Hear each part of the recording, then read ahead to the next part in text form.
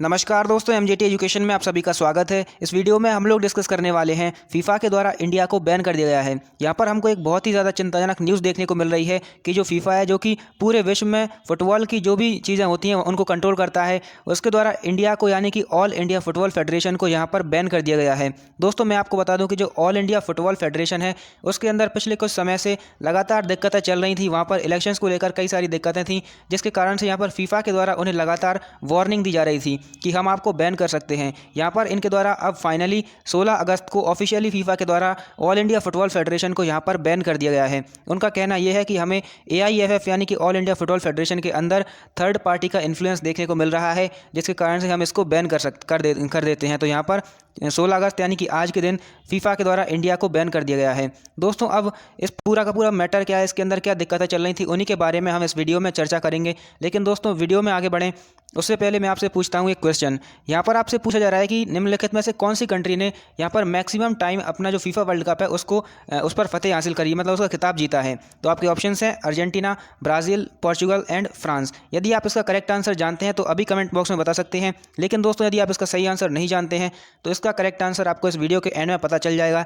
इसलिए आपको वीडियो को एंड तक जरूर देखना है। इसके अलावा यदि अभी तक आपने एमजेटी एजुकेशन को सब्सक्राइब नहीं किया है तो आप अभी सब्सक्राइब कर सकते हैं, जिससे आपको हमारी वीडियोज़ की नोटिफिकेशंस लगातार मिलती रहेंगी।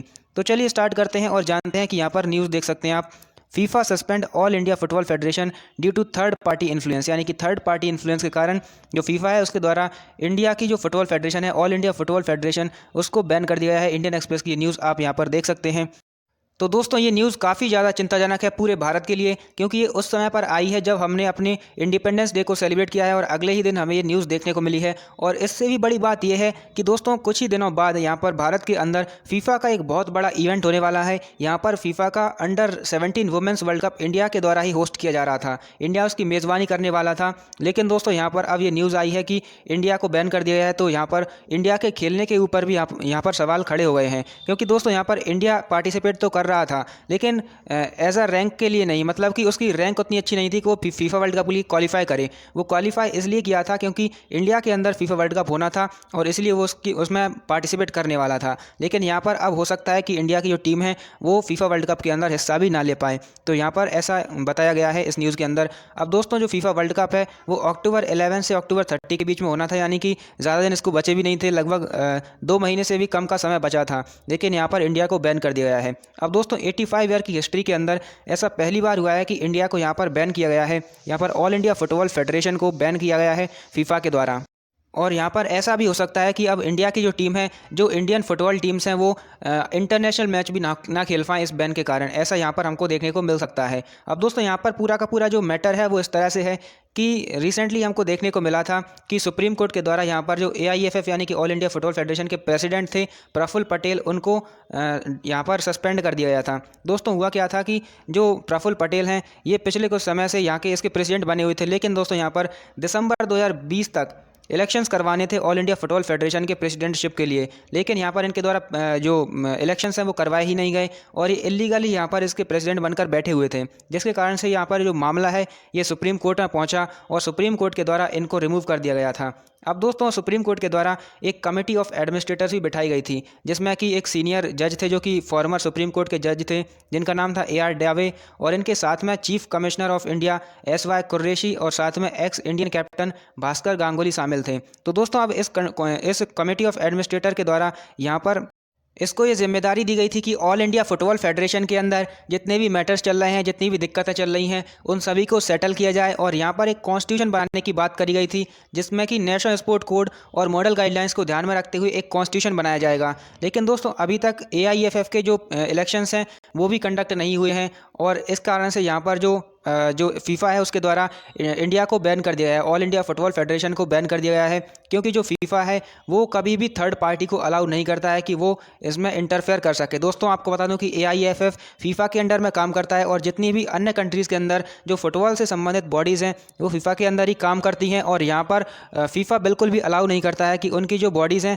उनके अंदर कोई थर्ड पार्टी का इन्फ्लुएंस रहे, चाहे वो जुडिशरी हो, चाहे वो कोई एग्जीक्यूटिव बॉडी हो, चाहे वो कोई पॉलिटिकल एंटिटी हो, किसी का भी इन्फ्लुएंस यहाँ पर किसी भी थर्ड पार्टी का इन्फ्लुएंस फीफा बर्दाश्त नहीं करता है और इसीलिए यहाँ पर फीफा के द्वारा ऑल इंडिया फुटबॉल फेडरेशन को बैन कर दिया गया है।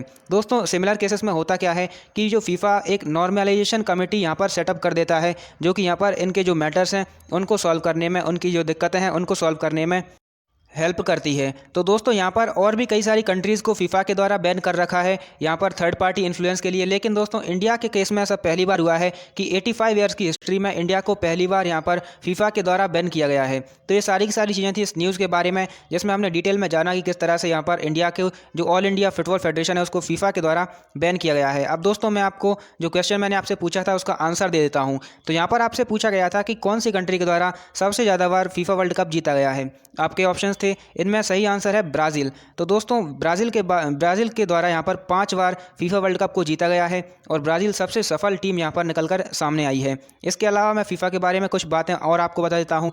तो दोस्तों जो फीफा है इसको यहाँ पर सेटअप किया गया था 1904 में, पेरिस के अंदर इसको बनाया गया था। लेकिन दोस्तों करंटली इसका जो हेडक्वार्टर है वो हमें ज़्यूरिख के अंदर देखने को मिलता है। ज़्यूरिख नाम के एक शहर है जो कि हमें स्विट्ज़रलैंड में देखने को मिलता है और वहीं पर हमें फीफा का हेडक्वार्टर देखने को मिलता है। इसके जो करंट प्रेसिडेंट हैं उनका नाम है जियानी इन्फेंटिनो। इसके अलावा दोस्तों यहाँ पर जो फीफा की सेक्रेटरी जनरल हैं उनका नाम है फातिमा समोरा।